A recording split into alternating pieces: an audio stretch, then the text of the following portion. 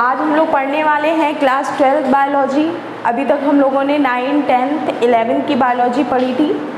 ठीक है, जो कोई भी बच्चा, कोई भी स्टूडेंट 9, 10, 11 का हो तो आप पहले से वीडियोस पढ़े हुए हैं। आप डिस्क्रिप्शन बॉक्स में जाके वीडियोस देख सकते हैं और ज़्यादा से ज़्यादा शेयर भी कर सकते हैं। ठीक है, तो आज हम लोग पढ़ने वाले हैं क्लास 12 की फर्स्ट यूनिट रिप्रोडक्शन। ठीक है, आपका जो नया सिलेबस है चेंज कुछ नहीं हुआ है, बस केवल एक चैप्टर, आपका फर्स्ट चैप्टर हटा दिया गया है। बेसिकली उस चैप्टर में ज़्यादा कुछ नहीं था, बस ये था कि ऑर्गेनिज़म जो रिप्रोडक्शन होता है वो लिविंग ऑर्गेनिज़म में क्यों होता है, कैसे होता है, कौन कौन से रिप्रोडक्शन होते हैं, तो उसको मैं एक शॉर्ट रिवीजन टाइप में आपको समझा देती हूँ। फिर मैं अपने फर्स्ट चैप्टर की तरफ बढ़ती हूँ या मैं फर्स्ट चैप्टर फिर स्टार्ट करूँगी। ठीक है, तो क्लास 12th में यूनिट फर्स्ट में दिया हुआ है रिप्रोडक्शन। ठीक है, रिप्रोडक्शन क्या होता है, व्हाट इज़ रिप्रोडक्शन। भाई रिप्रोडक्शन पढ़ने से पहले हम लोग ये जान लेते हैं कि रिप्रोडक्शन हमारे लिए ज़रूरी क्यों होता है, क्या ये प्रोसेस, ऐसी क्या प्रोसेस है जो ये ज़रूरी है और ये हमारी लाइफ के लिए क्यों इतनी ज़्यादा इम्पॉर्टेंट है। ठीक है, पहले तो हम देख लेते हैं कि रिप्रोडक्शन से पहले कि जो हमारी लाइफ होती है, जो हमारी जीवन अवधि होती है वो क्या होती है। लाइफ स्पैन जो लिखा हुआ है इसको हिंदी में हम लोग कहते हैं जीवन अवधि बोल लो या फिर जीवन काल बोल लो। ठीक है भाई, रिप्रोडक्शन हुआ, एक नया जाइगोट बना, फर्टिलाइजेशन हुआ, मेल फीमेल मिले, गैमीट मिले, फर्टिलाइजेशन हुआ, उससे एक नया बेबी बना। बेबी का जब बर्थ हुआ, ठीक है, बेबी का जब बर्थ हुआ उसके बाद क्या होता है, बर्थ होता है, फिर ग्रोथ होती है। जैसे आप लोग, हम ही लोगों को देख लो, हम लोग पैदा होते हैं, फिर उसके बाद क्या करते हैं, ग्रोथ करते हैं। ठीक है, ग्रोथ होती है, ग्रोथ होने के बाद फिर एक दिन जितने भी ऑर्गेनिज्म है सबको डेथ, मतलब सबकी डेथ होती है। ये एक यूनिवर्सल ट्रुथ है कि भाई बर्थ होगा, ग्रोथ होगी, उसके बाद डेथ होगी। तो इसी को हम लोग क्या बोलते हैं, जीवन अवधि या फिर लाइफ स्पैन। जैसा कि इसमें लिखा हुआ है, the period from birth to the natural death of an organism. भाई कोई भी ऑर्गेनिज्म होगा उसका जो एक पीरियड होता है या फिर बोल सकते हैं एक अवधि होती है बर्थ से लेके नेचुरल डेथ तक की, उसको हम लोग बोलते हैं लाइफ स्पैन। ठीक है, अब उसके बाद देखते हैं भाई जितने भी हमारे इस वर्ल्ड में, लिविंग वर्ल्ड में जितने भी ऑर्गेनिज्म हैं, ठीक है, चाहे वो प्लांट हो, चाहे वो सिंगल सेल ऑर्गेनिज्म हो, चाहे वो मल्टी सेलुलर ऑर्गेनिज्म हो, हर एक ऑर्गेनिज्म जो होता है उसका बर्थ होता है, ग्रोथ होती है एंड लास्ट डेथ हो जाती है। ठीक है, तो वही चीज़ है कि जैसे ह्यूमंस है, ह्यूमंस का जो बर्थ होता है, बर्थ होने के बाद में ह्यूमंस की जो लाइफ का जो लाइफ पीरियड जो होता है वो 100 ईयर्स होता है। पहले 100 ईयर्स हुआ करता था, बट इस टाइम पे 60 to 80 मोस्टली जो ह्यूमंस है 60 साल या 80 साल तक जिंदा रहते हैं। ठीक है, तो 60 to 80 ये जो मैं पढ़ा रही हूँ आपको, ये चैप्टर आपके सिलेबस से हटा दिया गया है। लेकिन मैं क्यों पढ़ा रही हूँ, क्योंकि ये जो चैप्टर है वो नीट के पर्पज़ से कहीं ना कहीं इम्पॉर्टेंट है। ठीक है, उसके अलावा आपको पता होना चाहिए कि जो रिप्रोडक्शन इन लिविंग ऑर्गेनिज्म, जो रिप्रोडक्शन है लिविंग ऑर्गेनिज्म में क्यों होता है और इसका क्या इम्पोर्टेंस है। ठीक है, इसलिए मैं इसको शॉर्ट फॉर्म में मैं पूरा चैप्टर समझाने की कोशिश कर रही हूँ, ठीक है। ये आपके सिलेबस में नहीं है, बट इसके क्वेश्चन कहीं ना कहीं नीट में या कोई भी आप एग्ज़ाम देते हैं, वर्धा का हो गया या फिर नीट का हो गया या कोई भी कॉम्पिटिटिव एग्ज़ाम देते हैं, उसमें इसमें से कहीं ना कहीं से एक क्वेश्चन आ ही जाएगा, ठीक है। हमने देख लिया ह्यूमंस हो गया, ठीक है, 100 ईयर्स उसकी लाइफ स्पैन होती है या लाइफ पीरियड होता है। कैट हो गया 35 to 40 ईयर लाइफ रहती है। मिनिमम पीरियड बता रहे हैं, मिनिमम कि 35 साल से 40 साल तक एक जो बिल्ली होती है वो ज़िंदा रह सकती है। अब वो भाई कोई कोई होती है 25 साल में ही मर जाती है, ठीक है, तो वह 35 साल से जो उसका लास्ट पीरियड होता है मरने का 40 ईयर्स तक ही लाइफ रहती है, ठीक है। अब उसके आगे देखते हैं हम लोग डॉग का क्या होता है 25 ईयर्स। जो आपका पहले चैप्टर दिया हुआ था उसमें ये सारी टेबल बनी हुई थी, ठीक है। आपको अगर पहले की जो NCERT की बुक है अगर वो मिले तो इस चैप्टर को आप लोग एक बार रिवाइज जरूर कर लीजिएगा, ठीक है। उसके बाद वीट प्लांट क्या होता है, गेहूँ, ठीक है। गेहूँ केवल और केवल 5 मंथ तक लाइव रहता है। 5 मंथ मतलब आप देखते ही हैं गेहूँ को बोया जाता है, फिर सामने ही आपके काट लिया जाता है। मिनिमम 4 से 5 महीने लगते हैं। तो जो वीट प्लांट की लाइफ स्पैन होती है वो केवल और केवल 5 मंथ्स होती है, ठीक है। उसके बाद आते हैं बनाना ट्री 25 ईयर्स तक लाइव रहता है, ठीक है। उसके बाद आते हैं पैरट का जो लाइफ स्पैन होता है वो 140 ईयर्स होता है, ठीक है। उसके बाद आ गया पीपल का पेड़, तो आप लोगों ने देखा होगा। पीपल का पेड़ का जो लाइफ स्पैन होती है या लाइफ पीरियड हम बोल सकते हैं वो होती है 2000 से लेके 3000 साल तक एक पीपल जिंदा रहता है। मतलब इसका एक पेड़ जो है वो अपना जीवन काल बोल सकते हैं, लाइफ स्पैन बोल सकते हैं, लाइफ पीरियड होता है वो 2000 से लेके 3000 साल, ठीक है। तो हम लोगों ने देखा लाइफ स्पैन क्या होती है, ठीक है, कि जो हमारा बर्थ से लेके नेचुरल डेथ का जो टाइम पीरियड होता है उसे हम लोग बोलते हैं लाइफ स्पैन। और हम लोगों ने देखा कि किस जैसे वीट और मैन और काऊ, मतलब जितने भी ऑर्गेनिज्म है सबकी लाइफ स्पैन अलग अलग होती है, ठीक है, वो हम लोगों ने देख लिया। अब हम लोग मेन मीनिंग पढ़ते हैं व्हाट इज़ रिप्रोडक्शन, ठीक है। जो हमारी यूनिट है वो रिप्रोडक्शन क्या है, क्यों ज़रूरी है, ठीक है। देखो रिप्रोडक्शन हम लोगों के लिए इसलिए ज़रूरी है, जैसे हमारे जो दादा थे, दादा के दादा थे, ठीक है भाई, अब वो तो रहे नहीं, ठीक है। अगर दादा भी होंगे तो दादा के दादा नहीं होंगे।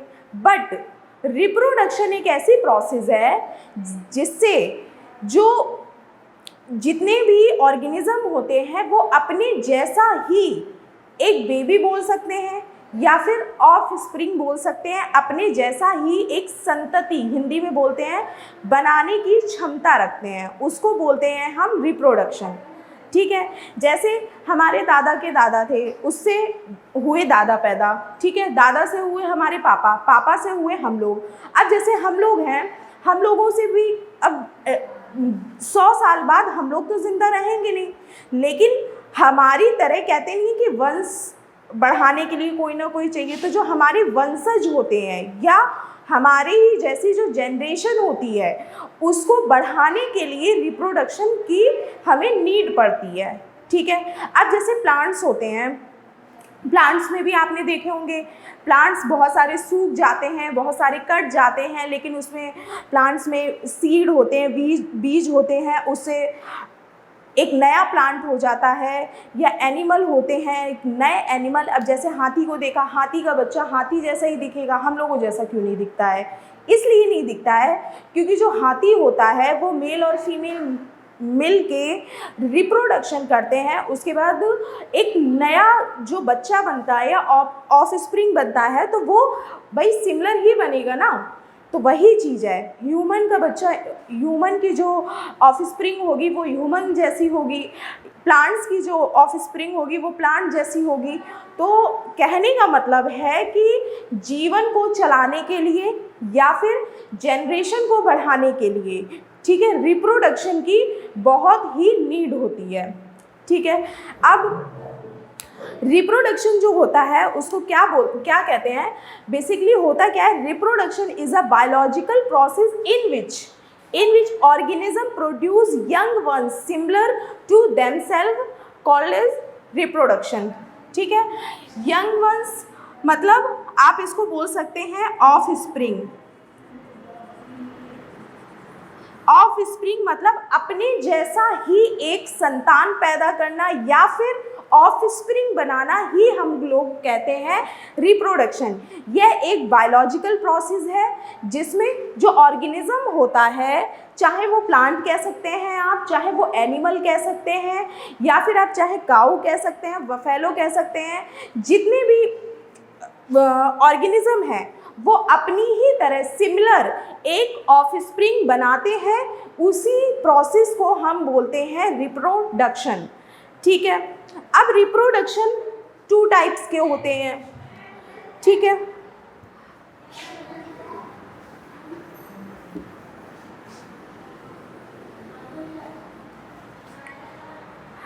एक होता है एसेक्सुअल रिप्रोडक्शन, ठीक है, second one is sexual reproduction. ठीक है, एसेक्सुअल रिप्रोडक्शन मीन्स ए का मतलब क्या है, एब्सेंट, सेक्सुअल मतलब सेक्स। ठीक है, जिसमें सेक्स जो होते हैं एब्सेंट होते हैं। ठीक है, ये एक सिंपल वे है लर्न करने का एसेक्सुअल से कि जिसमें सेक्स एब्सेंट होते हैं। मतलब क्या होता है, जो पेरेंट्स होते हैं वो एक ही पेरेंट जो होता है वो अपने जैसे कई सारे ऑफस्प्रिंग बना लेता है, इसमें 2 पेरेंट्स की नीड नहीं होती है। ठीक है, अब जैसे आपने देखा होगा अमीबा, ठीक है, अमीबा देखा होगा। अमीबा क्या होता है, ऐसा होता है, ये साइटोप्लाज्म हो गया बीच में, ठीक है, ये हो गया न्यूक्लियस। अमीबा क्या करता है, एक ही अमीबा है, ठीक है, अमीबा क्या करता है, डिवीज़न होता है इसका, माइटोसिस डिवीज़न होता है। इसमें क्या होता है, ये अमीबा जो होता है ऐसा स्ट्रक्चर बन जाता है। ठीक है, फिर आगे चल के इसी से 2 डॉटर सेल बन जाती हैं। ठीक है, देखा, एसेक्सुअल रिप्रोडक्शन में क्या होता है, एक ही एनिमल, ठीक है, एक ही एनिमल जो होता है इसमें 2 एनिमल या 2 पेरेंट्स की नीड नहीं होती है, एक ही एनिमल होता है, वो एनिमल आपस में डिवाइड होके ही 2 डॉटर सेल बना लेता है, एक ये बना लिया, एक ये बना लिया। अब ऐसे ही आगे चल के ये 2 पार्ट में डिवाइड हो जाएगी, 2 अमीबा बना लेगी। ठीक है, तो कहने का मतलब क्या है, जो एसेक्सुअल रिप्रोडक्शन होता है उस रिप्रोडक्शन में 2 पेरेंट्स की हमें आवश्यकता नहीं होती है, नीड नहीं होती है, एक ही पेरेंट्स अपने जैसा ऑफस्प्रिंग बनाने में सक्षम होता है। ठीक है, उसके बाद आता है सेक्सुअल रिप्रोडक्शन। सेक्सुअल रिप्रोडक्शन क्या होता है, सेक्सुअल रिप्रोडक्शन बेसिकली होता है जो जितने भी एनिमल्स होते हैं, ठीक है, इसमें क्या होता है, मेल गैमीट और फीमेल गैमीट, 2 अलग अलग गैमीट होते हैं, यानी 2 पेरेंट्स होते हैं। ठीक है, एक मेल पेरेंट्स हो गया, एक फीमेल पेरेंट्स हो गया। ठीक है, दोनों आपस में जब मिलते हैं, मिलने के बाद जब गैमीट एक दूसरे के टच में आते हैं, फर्टिलाइज्ड होते हैं, उसके बाद बनाते हैं जाइगोट। जाइगोट के बाद एक बेबी बनता है, बेबी बनने के बाद एक न्यू बेबी बॉर्न होता है। ठीक है, तो न्यू जो ऑफस्प्रिंग बनेगी, ठीक है, वो सेक्सुअल रिप्रोडक्शन में मेल और फीमेल गैमीट अलग अलग होते हैं। ठीक है, तो समझ में आया रिप्रोडक्शन क्या होता है, उसमें भी एसेक्सुअल रिप्रोडक्शन क्या होता है, सेक्सुअल रिप्रोडक्शन क्या होता है। ठीक है, अब देखते हैं हम लोग क्लास 12 का फर्स्ट चैप्टर। ठीक है, ये हम लोग अभी तक क्या पढ़ रहे थे, जो आपका पहला चैप्टर इससे पहले लास्ट ईयर था रिप्रोडक्शन इन लिविंग ऑर्गेनिज्म, ये आपका फर्स्ट चैप्टर था बट इस टाइम आपके सिलेबस से हटा दिया गया है। ठीक है, अब हम लोग देखते हैं sexual reproduction in flowering plants. Sexual reproduction in flowering plants, ये है आपका फर्स्ट चैप्टर। ठीक है, इसमें इस पूरे चैप्टर में आपको ये बताया जाएगा कि प्लांट्स कैसे रिप्रोडक्शन करते हैं, कैसे अपनी तरह नया ऑफ स्प्रिंग बनाते हैं, और क्या क्या मेल गैमीट होते हैं, क्या क्या फीमेल गैमीट होते हैं। ठीक है, पहले तो ये देखने से पहले कि सेक्सुअल रिप्रोडक्शन कैसे होते क्या होते हैं, हम लोग आज देखने जा रहे हैं structure of flower. Structure of flower, सबसे पहले हमें पता होना चाहिए कि फ्लावर का स्ट्रक्चर कैसा होता है, उसके बाद हम लोग आगे चैप्टर देखते हैं। ठीक है, हम लोग देखते हैं स्ट्रक्चर ऑफ फ्लावर। ठीक है, ये एक हिबिस्कस का फ्लावर बना हुआ है, या कोई भी फ्लावर आप मान सकते हैं। ठीक है, फ्लावर को आप नीचे से देखेंगे, नीचे से ये एक डंडी टाइप की आई हुई है, जिस जगह से हम फ्लावर को पकड़ते हैं उसको हम लोग बोलते हैं पेडिसेल। इसको हम अपनी लैंग्वेज में स्टाल्क भी बोलते हैं। ठीक है, उसके बाद सेपल, उसके बाद ये जो छोटी छोटी सी पत्तियां दिख रही हैं, ठीक है, इसको हम लोग बोलते हैं सेपल। ठीक है, ये आपको जो फूला हुआ पार्ट दिख रहा है इसको हम लोग बोलते हैं थैलेमस। ठीक है, इसी थैलेमस में अंदर की साइड होती है ओवरी। ठीक है, यही ओवरी एक लंबी पतली सी धागे नुमा थ्रेड लाइक स्ट्रक्चर बनी होती है ऊपर की तरफ। तो इसके जो बीच के पोर्शन को हम लोग क्या बोलते हैं, स्टाइल। ठीक है, स्टाइल के जस्ट ऊपर ये छोटे छोटे से स्ट्रक्चर बने हुए हैं, इसको हम लोग बोलते हैं स्टिग्मा। ये जो स्वेलन पार्ट्स है, फूला हुआ पार्ट्स है, इसको हम लोग बोलते हैं स्टिग्मा। अब ये स्टिग्मा, स्टाइल, ओवरी, इस पूरे को मिला के हम लोग क्या कहते हैं, फीमेल रिप्रोडक्टिव ऑर्गन। ठीक है, ये मैंने तीनों चीज़ें जो बताई हैं वो एक फ्लावर के अंदर जो फीमेल रिप्रोडक्टिव, फीमेल जो सेक्स होते हैं, सेक्शंस होते हैं, वो आपको ये दिखाए गए हैं। ठीक है, अब इनको हम लोग क्या कह सकते हैं, इस पूरे को कार्पल भी कह सकते हैं, पिस्टल भी कह सकते हैं, गाइनोशियम भी कह सकते हैं। ठीक है, अलग अलग बुक में अलग अलग दिया है, लेकिन मैंने सारी चीज़ें एक साथ लिखी हुई हैं कि आपको समझ में आए। इसको स्टिग्मा, स्टाइल, ओवरी, जो फीमेल रिप्रोडक्टिव ऑर्गन होता है, इसको हम लोग कार्पल भी कहते हैं, पिस्टल भी कहते हैं और गाइनोशियम भी कहते हैं।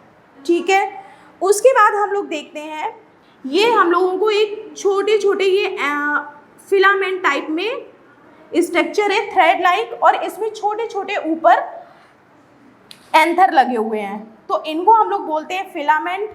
इसके ऊपर जो लगा हुआ है इसको बोलते हैं एंथर। ठीक है, इसी एंथर को हम लोग क्या बोलते हैं, पॉलन ग्रेन। पॉलन ग्रेन क्या होते हैं, जो मेल रिप्रोडक्टिव ऑर्गन होते हैं, जो मेल के जो एग्स होते हैं वो होते हैं फीमेल पॉलन ग्रेन।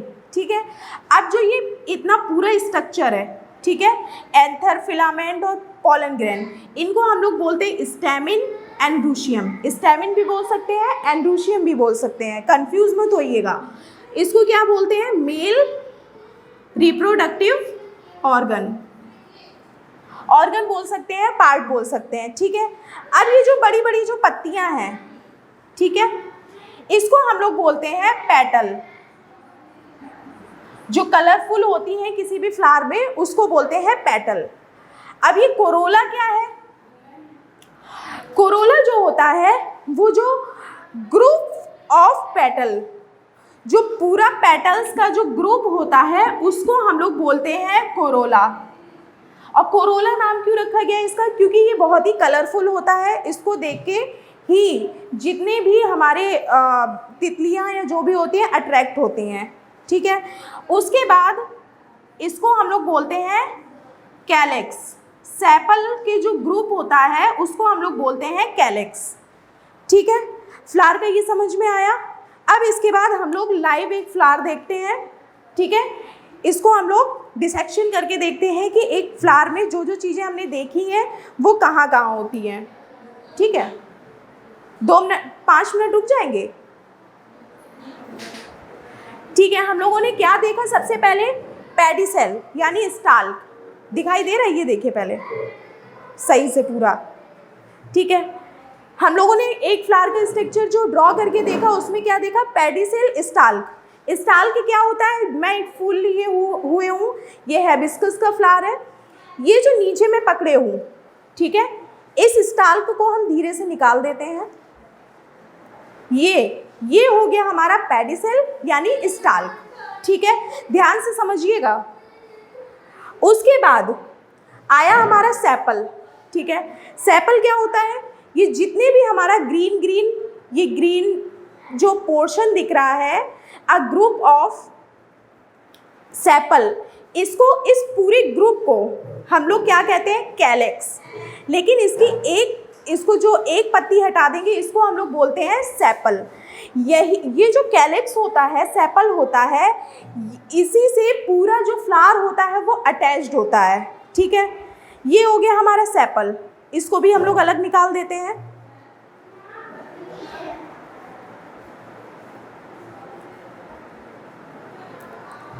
ठीक है। ये हो गया हमारा सेपल, इसको हम लोग अलग निकाल देते हैं। उसके बाद हम लोग देखते हैं पेटल, ये हमारी है पेटल, ये हम लोगों ने पेटल पढ़ा यहाँ पे, ये हमारी है रेड कलर की पेटल, ठीक है। और पेटल के पूरे ग्रुप को क्या कहते हैं हम लोग, कोरोला, ठीक है। जो पेटल्स का ये पूरा ग्रुप है, 2 देखिए, ये दूसरा पेटल निकला, तीसरा पेटल निकला, ठीक है, 4 पेटल, 5 पेटल, इस पूरे ग्रुप को हम लोग क्या कहते हैं, कोरोला, ठीक है। ये हो गई हमारी पेटल। उसके बाद हम लोग आते हैं ओवरी, हम लोग सबसे लास्ट में देखेंगे। उसके बाद हम लोग आते हैं स्टाइल और स्टिग्मा में। ये जो हमारी ये पूरी जो पतली सी डंडी जा रही है, ये है हमारी स्टाइल, और ये जो ऊपर फूले हुए पार्ट्स हैं मरून कलर के, ये देखिए, ये है हमारा स्टिग्मा, ठीक है। ओवरी मैं अभी निकाल के दिखाऊंगी। ये हो गया स्टाइल, ये हो गया स्टिग्मा। अब हम लोग क्या देखते हैं, मेल रिप्रोडक्टिव ऑर्गन देखते हैं। क्या देखते हैं, एंथर और फिलामेंट। ये देखिए, ये जो थ्रेड लाइक स्ट्रक्चर है, इसमें आगे येलो कलर के ये जो है ये एंथर लगे हुए हैं, और जहाँ से ये अटैच्ड है इसको हम लोग बोलते हैं फिलामेंट, ठीक है। अब इसको हम लोग नीडल की हेल्प से तोड़ते हैं।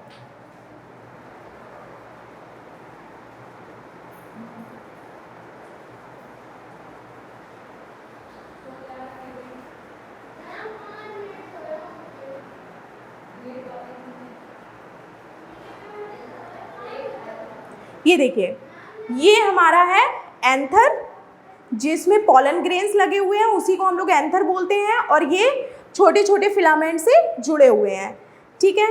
अब अंदर हम लोग इससे निकालते हैं स्टाइल और ये देखिए, ये एंथर हम लोगों ने अलग कर लिए। उसके बाद हम लोग देखते हैं ओवरी, ठीक है। ये हमारी है ओवरी, ये जहाँ से ये अटैच्ड है इसको हम लोग थैलेमस बोलते हैं। ये जो फूला हुआ पार्ट है ये है हमारी ओवरी। ये पूरी हमारी जो पतली सी जा रही है वाइट कलर की, ये है स्टाइल, और ये आके ऊपर ये स्टिग्मा है, ठीक है। अब ओवरी को हम लोग तोड़ के देखते हैं। ये देखिए, ओवरी में ये छोटे छोटे से बीज टाइप के हैं, ठीक है। यही है हमारे फीमेल रिप्रोडक्टिव ओव्यूल्स, ठीक है। ये है ओवरी, इसके अंदर ये एग्स है, ठीक है, ये छोटे छोटे। ठीक है, तो ये था हमारा आज फ्लावर का स्ट्रक्चर, जो कि मैंने आपको डायग्राम से भी समझाया और लाइव डिसेक्शन करके भी बताया। ठीक है, तो आज के लिए हम लोग इतना ही रखते हैं, फ्लावर का स्ट्रक्चर ही रखते हैं। नेक्स्ट आप लोगों को कहीं भी अगर ये फ्लावर मिले तो आप लोग खुद से भी एक एक चीज़ जैसे मैंने समझाया है वैसे वैसे आप लोग डिसेक्शन करके घर पे देख सकते हैं। और अगर आपको नहीं समझ में आता है आप कमेंट सेक्शन में आप अपने डाउट्स क्लियर कर सकते हैं। ठीक है, तो आज के लिए इतना ही, फिर नेक्स्ट क्लास में हम लोग देखते हैं कि आगे क्या पढ़ना है। ठीक है, थैंक यू बच्चों, तब तक अपना ख्याल रखिए, गुड डे।